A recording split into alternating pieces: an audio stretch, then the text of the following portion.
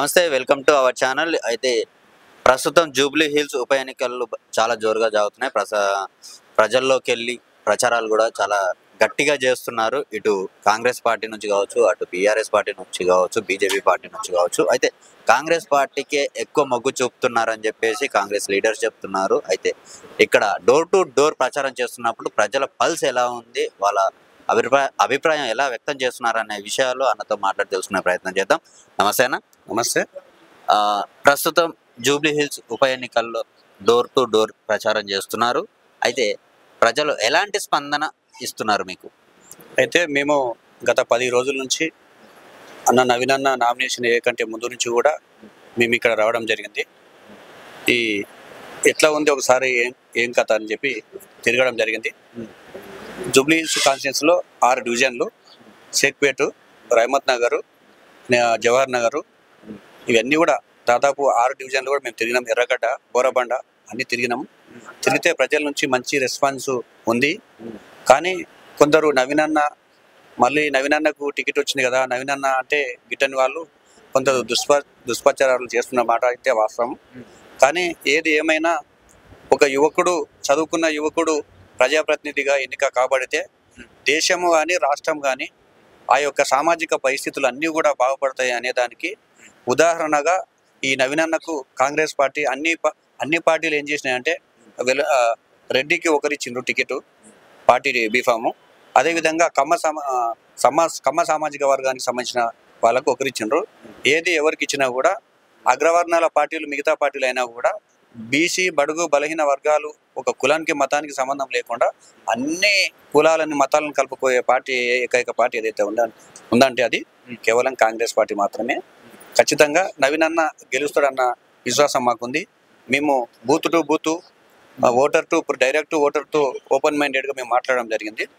ఎట్లా ఉంది ఏం కథ అనే విషయం పైన మాట్లాడితే అన్న గురించి వారి కుటుంబం కానీ అన్న కానీ గత 10-12 సంవత్సరాల నుంచి వాళ్ళు చేసినటువంటి సేవలు కావచ్చు, అన్ని విషయాలపైన వాళ్ళు పాజిటివ్గా స్పందిస్తూ ఉన్నారు. బీఆర్ఎస్, బీజేపీ, కాంగ్రెస్ అనే పార్టీలకు అతీతంగా సంబంధం లేకుండా ఒకసారి నవీన్ అన్నకు అవకాశం ఇస్తామనేటటువంటి ఆశాభావం వ్యక్తం చేస్తున్నమాట మాత్రం వాస్తవం.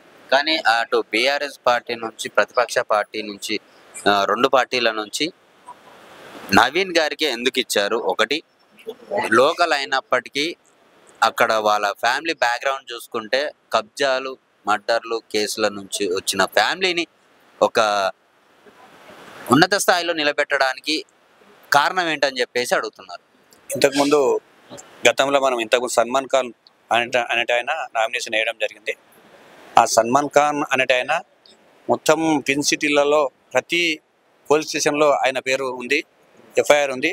అటువంటి వాళ్ళు చేర్చుకుంటూ మొత్తం గూండా రాజ్యాన్ని వెనుక నడిపించుకుంటూ గతంలో లాగానే ఇప్పుడు మేము ఇంకా అధికారంలోనే ఉన్నామన్న భ్రమలో వాళ్ళు భ్రమించి వాళ్ళు మాట్లాడుతున్నటువంటి మాట వాస్తవం. వాళ్లకు కాంగ్రెస్ పార్టీని కానీ యువకులను కానీ నవీన్ అన్న గురించి మాత్రం మాట్లాడే నైతిక హక్కు లేదు. వాళ్ళ పార్టీలో గతంలో మీరు చూసుకుంటే విద్యార్థి విభాగం ఉన్నప్పటికీ కూడా ఆ సెక్షన్ నుంచి వచ్చినటువంటి వాళ్ళకు ఏ ఒక్కరికి కూడా కనీసం ఈ 38-39 సంవత్సరాల వయసు గల యువకులకు ఎప్పుడు కూడా ఏ పార్టీ ఎవరు తెలంగాణలో అవకాశం ఇవ్వలేదు.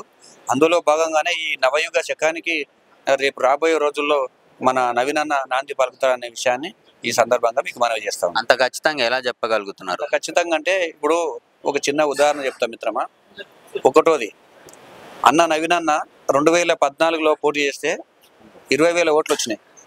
ఒక వ్యక్తికి కేంద్రంగా ఒక వ్యక్తి కటౌట్గా ఎక్కడ ఎవరికి ఏం సంబంధం లేకుండా వాళ్ళు చేసినటువంటి సేవాభావాలతోనే ఏ పార్టీకి సంబంధం లేకుండా అన్ని పార్టీల వాళ్ళు 20,000 ఓట్లు వేసిండ్రు. రెండవసారి ఎంఐఎం పార్టీ ద్వారా ఆయన పోటీ చేస్తే 40,000 ఓట్లు రావడం జరిగింది. 40,000 ఓట్లు రావడంతో పాటు సెకండ్ ప్లేస్కు అంటే గతంలో ఉన్నటువంటి బీఫామ్లు ఇచ్చినటువంటి పార్టీలను కూడా గెలిచిన పార్టీ కాకుండా గెలవని ఏదైతే మిగతా బీఫామ్లు ఉన్న పార్టీలు, బీజేపీ ఇంకా కాంగ్రెస్ పార్టీ అట్లాంటి పార్టీలని కూడా వెనక్కి నవీన్ అన్న నెట్టివేయడం జరిగింది. కాబట్టి ఆ కుటుంబం పైన ఈ జూబ్లీ హిల్స్ ప్రజలకు విడదీయలేని సంబంధము ఉంది. ఒక్క జూబ్లీ హిల్సే కాదు, చుట్టుముట్టు ఈ ట్విన్ సిటీలలో కానీ ఇవి బీద బడుగు బలహీన వర్గాల అభ్యున్నతికి ఎవరైనా కృషి చేసిండ్రంటే అది కూడా ఏ ఫలితం ఆశించకుండా కృషి చేయడం అంటే ఒక చిన్న శ్రీశైలం అన్న యాదవ్ అన్న కుటుంబం. కాబట్టి ఆ విధంగా మేము అన్ని అంశాలను పరిగణలోకి తీసుకున్నాము. సామాజిక అంశాలు కానీ, ఆర్థిక అంశాలు కానీ, సేవా దృక్పథం కానీ, ఇవన్నీ కూడా తీసుకున్న తర్వాతనే మేము ఖచ్చితంగా నవీన్ యాదవ్ గారే గెలుస్తారన్నటువంటి ఆశాభావం వ్యక్తం చేస్తున్నాం. మీకు అభిమానం ఉంది కాబట్టి ఆయన గురించి చెప్తున్నారు. ఓకే, ప్రాక్టికల్ గా చూసుకుంటే జూబ్లీ హిల్స్ డెవలప్మెంట్ జరగలేదంటారా? గత 10 ఏళ్ల నుంచి బీఆర్ఎస్ పార్టీ ఉంది, 2 టైమ్స్ వచ్చింది. 2 టైమ్స్లలో డెవలప్మెంట్ అంతకు ముందు ఎలా ఉంది, గవర్నమెంట్ వచ్చిన తర్వాత, బీఆర్ఎస్ పార్టీ వచ్చిన తర్వాత ఎలా ఉంది అనేది ప్రజలందరికీ తెలుసు. లోపాలు ఏమున్నాయంటారు? లోపాలంటే ఇప్పుడు గత 20-25 సంవత్సరాల నుంచి మనం చూసినంత వరకు జూబ్లీ హిల్స్ అంటే మాగంటి గోపినాథ్ అంటే జూబ్లీ హిల్స్ అనేటటువంటి పేరు వరకు మాత్రమే ఆయన కటౌట్ వరకే ఉన్నాడు. కానీ డౌన్ లెవెల్లో చూస్తే 10 సంవత్సరాల అధికారంలో ఉండి గూండా రాజ్యాన్ని, అనుచర గలాన్ని ప్రోత్సహించడంతో పాటు నవీనన్నకు సంబంధించినటువంటి వాళ్ళని, నవీనన్నను కానీ, నవీనన్న అనుచరులను కానీ పోలీస్ స్టేషన్కి తీసుకుపోయి కొట్టుకుంటూ ఎవరైతే అగనిస్ట్గా వాళ్ళు ఫ్లెక్సీలు కడితే కూడా తప్పుడు కేసులు బనాయించడంలో మాత్రం అభివృద్ధి జరిగింది. దాంట్లో ఎవరికి ఎలాంటి అనుమానమే లేదు. రెండో విషయం ఏంటంటే తెలుగుదేశం ఎమ్మెల్యేగా ఉండి తదనంతరం తెలంగాణ ఫామ్ అయిన తర్వాత టీఆర్ఎస్లకు బీఆర్ఎస్లకు వచ్చి కూడా ఆయన చేసింది ఏం లేదు. ఎక్కడైతే నవీనన్న ఎక్కువ గ్రాఫ్ సంపాదించడానికి సేవాభావంతో వాళ్ళ ప్రేమను పొందడానికి చూస్తే అక్కడ మొట్టికాయలేసి అక్కడ ఏదో ఆమంలో కచ్చకాయ వేసిన అన్నట్లు పెరుగులో మనము పెండతునుక వేసినట్టు ఆయన చేసిన వ్యవహారాలు వాటిలో 100% డెవలప్ అయిన. కానీ వాళ్ళు డెవలప్ అయితే ఇప్పుడు వందల కోట్లు ఈరోజు నోటిఫికేషన్ రాకముందు కాంగ్రెస్ ప్రభుత్వం వచ్చిన తర్వాతనే పట్టించుకున్న తప్ప వాళ్ళు పట్టించుకున్న పాపాన పోలేదు. అయితే ఆ గవర్నమెంట్లో తప్పులే జరిగినాయి అనుకుందాం. మరి కాంగ్రెస్ పార్టీ గవర్నమెంట్ వచ్చిన తర్వాత ఈ 22 ఏళ్లలో ఏం చేశారు? ఈ కాంగ్రెస్ ప్రభుత్వం వచ్చి 22 నెలలు అవుతుంది. ఇప్పుడు కాంగ్రెస్ గవర్నమెంట్ వచ్చిన తర్వాత 22 నెలల చేసినటువంటి ఒకటి మీకు చూపిస్తాను నేను, అది చూద్దాము. గత దాదాపు అయిన పార్టీ ఏది అధికారంలో ఉన్నా 10 సంవత్సరాలు బీఆర్ఎస్ అధికారం ఉంది, మాగంటి గోపినాథ్ ఉన్నాడు. అంతకుముందు తెలుగుదేశం ఉన్నప్పుడు కూడా మాగంటి గోపినాథే కంటిన్యూగా ఉన్నాడు. ఆ నుంచి మరి అట్లా లెక్కేసుకుంటే 60 నెలలకెళ్ళి దాదాపు 60 నెలలకెళ్ళి మాగంటి గోపినాథ్ చేసినటువంటి పనులు కానీ, 22 నెలల కేవలం రేవంత్ అన్న చేసినటువంటి పనులు, కాంగ్రెస్ ప్రభుత్వం చేసినటువంటి పనులు ఏవైతున్నాయో దానిని బేరేజ్ వేసుకుని మీరు ఓటేయండి అని చెప్పి మేము ప్రజల ముందుకు పోవడం జరిగింది. గత 10 సంవత్సరాల అధికారంలో ఉండి ఒక్కరికి కూడా ఇందిరమ్మ ఇల్లు ఇచ్చిన పాపాన పోలేదు.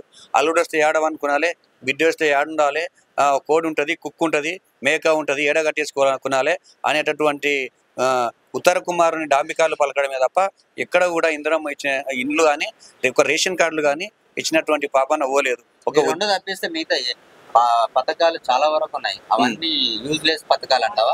యూజ్లెస్ పథకాలు అంటే బీఆర్ఎస్ గవర్నమెంట్ ఇచ్చిన పథకాలన్నీ. బీఆర్ఎస్ పథకాలంటే ఇప్పుడు గత ప్రభుత్వం 2014 కన్నా ముందు 70,000 మిగులు బడ్జెట్ తో ఇచ్చిన రాష్ట్రాన్ని అప్పుల కుప్పగా చేసిన మాట మీ అందరికి తెలుసు. ఇప్పుడు అప్పులు లేవా అంటారా? ఇప్పుడు కూడా ఉన్నాయి, కానీ వాళ్ళు చేసినటువంటి అప్పులకు ప్రతి సంవత్సరం 70,000 కోట్లు దానికి మిత్తురు రూపంలో కట్టడం జరుగుతుంది. ఒకటి. రెండో విషయం ఏంటంటే వాళ్ళు గతంలో 108 రాజశేఖర రెడ్డి గారు రాజీవ్ ఆరోగ్యశ్రీ కానీ, 108 కానీ, 104 కానీ ఇటువంటి మంచి పథకాలు తీసుకురావడం జరిగింది. రైతు రుణమాఫీ కానీ ఇటువంటివి హెల్త్కు సంబంధించినటువంటి ప్రతి బంద్ చేశారా బీఆర్ఎస్ పార్టీ? అవి అత్యంత ప్రజాదరణ పొందినాయి కాబట్టి బీఆర్ఎస్ వాళ్ళు ఎట్లా కొనసాగించుండ్రో, అడ్మినిస్ట్రేషన్ అంటే కేవలం కాంగ్రెస్ పార్టీనే అనే దానికి ఉదాహరణగా నేను ఇప్పుడు మీకు చెప్పడం జరుగుతుంది తప్ప. డిస్టిక్ ఒక మెడికల్ కాలేజ్ కట్టించారు, అది వేస్ట్ ఆఫ్ ఖర్చు అంటారా? డిస్టిక్ ఒక మెడికల్ కాలేజ్ అంటే అందులో కేంద్ర ప్రభుత్వం కొంత ఉంది, వీళ్ళ కొంత ఉంది. మీరు ఇచ్చేటి కూడా కేంద్ర ప్రభుత్వం ఇవ్వకుండా అయితే మీరు ఒక్కరే అయితే ఇవ్వట్లేదు. మేము ఒక్కరమేమి ఇవ్వడం లేదు, కానీ మాకు గతంలో వాళ్ళు ఇప్పుడు మీరు మంచి క్వశ్చన్ చేసిన మిత్రమా, ఎట్లా ఉందంటే వాళ్ళు 10 సంవత్సరాలు పైన కేంద్రంలో అధికారంలో లేకపోయినా కూడా బీఆర్ఎస్కు బి పార్టీగా బీజేపీ పార్టీ ఉన్నది. ఇప్పుడు మేము మాకు వచ్చిన 22 నెలల కాలంలోనే ఎన్ని మాకు వాళ్ళకు సహాయ నిరాకరణ చేస్తున్నారో మనం చూస్తూ ఉన్నాం. ఈడ ఢిల్లీలో దోస్తీ, గల్లీలో కుస్తీ, వాళ్ళు వీళ్ళు ఒకటేనా కాదా అని చెప్పి ఇప్పుడు ఎంతోమంది మీ వ్యూస్ వేల మంది, లక్షల మంది ప్రజలు చూస్తూ ఉంటారు. మీ మీడియా ముఖంగా వాళ్ళకు ఒకటే నా విజ్ఞప్తి, 2 విషయాలు చెప్తాం మిత్రమా. 2023లో ఎమ్మెల్యేల ఎలక్షన్ జరిగింది, విధానసభ జనరల్ ఎలక్షన్ జరిగింది. ఆ జనరల్ ఎలక్షన్ జరిగితే గతంలో అప్పుడు అధికారంలో వాళ్ళు ఉన్నారు. అధికారంతో ఉన్నప్పుడు వాళ్ళకు వచ్చినటువంటి ఓట్ షేరింగ్ ఎంత ఉందంటే 37%. అది మీకు తెలుసు, అందరికి తెలుసు, వాళ్ళకు కూడా తెలుసు. తదనంతరం వచ్చినటువంటి ఎంపీ ఎలక్షన్లో, పార్లమెంటరీ ఎలక్షన్లో 37% వచ్చినట్టు ఓట్ షేరింగ్ వచ్చినటువంటి బీఆర్ఎస్ పార్టీ అధికారానికి అతి చేరువల దగ్గరలో రౌండ్ ఫిగర్కు దగ్గరకు చేరుకున్నటువంటి పార్టీ దాని వెంబడి వచ్చినటువంటి ఎంపీ ఎలక్షన్లలో 15% పడిపోయి ఇట్లా సీట్ల సంఖ్య చూస్తే 0 స్థాయికి వెళ్ళిందంటే వాళ్ళ ఓట్లు ఎంత ఓటు బ్యాంకు బీజేపీకి డైవర్షన్ అయ్యి బీజేపీని వాళ్ళు ఆరిపోయి దీపంలాగా ఆరిపోయి కొవ్వొత్తిలాగా ఆరిపోయి ఇతరులను పక్క పార్టీలని బతికించిన ఘనత కూడా మనం చూసినాం. అంటే వాళ్ళ ఉద్దేశం ఏంటంటే ఎంతసేపు కాంగ్రెస్ మాత్రం బతకకూడదు, బీజేపీ ఉన్న పర్లేదు, ఈ రాష్ట్రంలో మేము ఉన్న పర్లేదు అని అన్న కుట్రలు కుతంత్రాలు చేసినారు. ఇప్పుడు మొన్న కూడా మీకు స్థానిక సంస్థల ఎన్నికలు రిజర్వేషన్లు వచ్చినాయి. రిజర్వేషన్లు వచ్చి అన్ని ప్రకటించి ఈసీతో అన్ని మాట్లాడి ఈసీ దగ్గర అన్ని తీసుకున్న తర్వాతనే వీళ్ళు పోయినరు చేసిండ్రు. మరి దానికి గవర్నర్ ఆమోదం తెలిపితే ఇప్పుడు చట్టబద్ధత అవుతుంది కదా. ఏబిసిడి 9th షెడ్యూల్లో పెట్టండి. మీరున్నారు, మీరు మీ చిత్తశుద్ధిని మీరు ఎందుకు ఇది చేస్తున్నారు? మీరు అంతకుముందు కేసీఆర్ పెట్టలేదంటారా? బీసీల కోసం కేసీఆర్ చూసిండు. రాజ్యాంగం ఇందిరా సహాని తీర్పు ప్రకారం ఏమున్నదంటే భారతదేశంలో ఎన్ని రాష్ట్రాలన్నా ఉండని ఎక్కడైనా ఉండని ఎస్సీ ఎస్టీలది పోను మిగిలిన జనరల్ అన్ని బీసీలు కానీ ఓసీలు కానీ 50% మించకూడదు అని ఒక నిబంధన ఉన్నది. దానికి లోబడి కేసీఆర్ గారు కూడా పోయిండొచ్చు, మేము కాదనం. దానికి కేసీఆర్ ఇప్పుడు ఎందుకు చేస్తారు అనుకుంటున్నారు ఏంటంటే మాకు ఒక ప్రజాస్వామ్యం అంటే ప్రగాఢ విశ్వాసం. ఇప్పుడు మేము రాజకీయాలను ఎప్పుడు ఆలోచన చేయము, ప్రజల కోసమే ఆలోచన చేస్తాం. ప్రజల కోసం ఆలోచన చేస్తాం కాబట్టి ఎవరు ఏ జనాభా ఎంత ఉంటే, ఏ కులం జనాభా ఉంటే అంత అని చెప్పి అన్న ఉద్దేశంతో సర్వే చేసిన తర్వాత వాళ్ళకి ఇంత % ఉన్నారు, ఇంత ఉంది, మీరు ఇవ్వండి. ఇప్పుడు మీకు మీ పార్టీకి కానీ మా పార్టీకి కానీ ఎవరికి సంబంధం లేదు. మేము బిల్లు పెట్టినాము, మీరు ఆమోదించున్నాను, ఇద్దరికి పేరు వస్తుంది. ఎట్లయితే తెలంగాణ ఉద్యమం జరుగుతున్నటువంటి సమయంలో ఈ సోనియా గాంధీ గారు సుష్మా స్వరాజ్ ప్రతిపక్ష నేత ఇంటికి పోయి అందరు కలిసి ఎట్లయితే వాళ్ళు బిల్లు పెట్టి సపోర్ట్ చేసి అందరి మన్ననలు అన్ని పార్టీలు ఎట్లయితే పొందినవో ఈ రోజు వరకు చనిపోయినా కూడా తెలంగాణ చాచి అంటారు ఆమె సుష్మా స్వరాజ్ని. మీకు అంతా తెలిసిన విషయమే. ఇది కూడా అటువంటి కోణంగా రేవంత్ అన్న గొప్పగా ఆలోచన చేసి మన కామారెడ్డి డిక్లరేషన్లో భాగంగా మన రాహుల్ గాంధీకి ఇచ్చినటువంటి మాట ఏదైతే ఉందో ఆ మాట కట్టుబడి చేయడం తప్ప మాకు ఎటువంటి రాజకీయ ప్రయోజనాలు అవసరం లేదు, మాకు మంచి పేరు వస్తుందన్న దురుద్దేశంతోనే వీళ్ళు బీఆర్ఎస్ బీజేపీ వాళ్ళు కుట్రలు చేసి ఈ పంచాయత్ ఎలక్షన్లో 42% రిజర్వేషన్ రావద్దని ఆపినరు అని చెప్పి బీఆర్ఎస్ పార్టీ వాళ్ళు ఆపిరా, బీజేపీ ఏ పార్టీ బీఆర్ఎస్ బీజేపీకి ఏ పార్టీ చిత్తశుద్ధితో ఇప్పుడు గత ప్రభుత్వం ఉన్నప్పుడు ఆయన కూడా పెట్టారు కదా. ఆయన ఏం పెట్టలేదు. కేసీఆర్ గారు ఇట్లాంటి ఇప్పుడు ఒక రాష్ట్రంలో అభిప్రాయ సేకరణ అంటే ఆమోదం మంత్రివర్గంతో పాటు అసెంబ్లీ సభ తీర్మానం పొందడం అని మనం దాన్ని ఆమోదంగా అనుకుంటాము. రాష్ట్ర స్థాయిలో ఉన్న కాడికి చేసినాము. ఇప్పుడు గవర్నర్ చేతిలో రాష్ట్రపతి చేతిలో ఉంది. గవర్నర్ చేతిలో రాష్ట్రపతి చేతిలో అంటే గవర్నర్ ఇప్పుడు బీజేపీ ప్రభుత్వం నామినేట్ చేయబడ్డటువంటి గవర్నర్ రాష్ట్రపతులు వాళ్ళు ఉన్నారు కాబట్టి వాళ్ళు ఆమోదం తెలపడంలో వాళ్ళు జాప్యం చేస్తున్నారు. వాళ్ళు జాప్యం చేయడం ద్వారానే కదా మేమంతా అన్ని జిల్లాలు మొత్తం తెలంగాణ వ్యాప్తంగా మేము కూడా బంద్లో పాల్గొన్నది, బీసీ బంద్లో మా పార్టీ కూడా పాల్గొన్నది. మీరు అది ఖచ్చితంగా అవుతుంది అనుకున్నప్పుడు మరి ఆ గవర్నర్ గారి దగ్గరికి వెళ్ళి అక్కడ ఢిల్లీలో మీరు ప్రెస్ మీట్లు పెట్టండి, ధర్నాలు చేయండి, ఏదైనా చేయండి. ఎండ్ ఆఫ్ ది డే కావాల్సింది 42% రిజర్వేషన్లది క్లారిటీ. అది ఎందుకు ఇవ్వట్లేదు? అది ఎందుకు ఇవ్వడం లేదంటే మీరు చూసిన మీడియాలు కూడా ఢిల్లీలో జంతర్ మంతర్ దగ్గర స్వయంగా ముఖ్యమంత్రి గారు, ఎమ్మెల్యేలు, ఎమ్మెల్సీలు అందరూ పోయినరు. మిగతా పార్టీ వాళ్ళని కూడా మేము అడిగితే వాళ్ళు రాలేదు. ఆ ఘనత వాళ్ళకే వస్తుంది. వాళ్ళ అధికారంలో వాళ్ళు బిల్లు పెట్టింది కాబట్టి ఆ ప్రభుత్వం యొక్క చేసిన మంచి పని చేసిన ఘనత కాంగ్రెస్ పార్టీకి వెళ్ళిపోతుందని దురుద్దేశంతో కేవలం రాజకీయ ప్రయోజనాల కోసమే బీజేపీ బీఆర్ఎస్ వాళ్ళు కలిసి రాలేదు. కానీ కలిసి రాకపోవడం వల్లనే ఆ బిల్లు అట్లనే ఇప్పుడు నిర్జీవంగా ఉంది. వాళ్ళు ఇప్పటికైనా సమయం మించిపోయింది లేదు. వాళ్ళు ఇప్పటికైనా ఆమోదం తెలిపితే వాళ్ళకు కూడా చేసే మంచిలో అందరికీ 3 పార్టీలకు పేరు వస్తుందన్న విషయం మేము మీకు స్పష్టంగా మనం చేస్తున్నాం.